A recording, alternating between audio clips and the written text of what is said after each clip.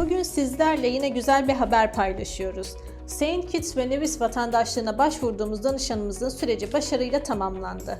Peki bu dosyanın süreci nasıl ilerledi? Gelin birlikte bakalım. 15 Eylül 2025'te gerekli tüm evrakları tamamlayarak başvuru dosyamızı hazırlayıp ilgili makama sunduk.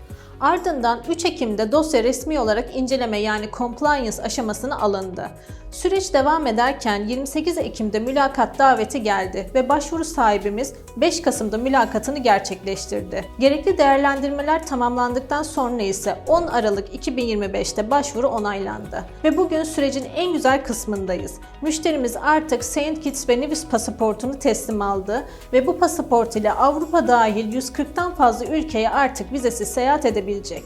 Eğer siz de ikinci vatandaşlık sürecinin nasıl ilerlediğini öğrenmek veya kendi başvurunuz için ilk adımı atmak isterseniz bizimle iletişime geçebilirsiniz.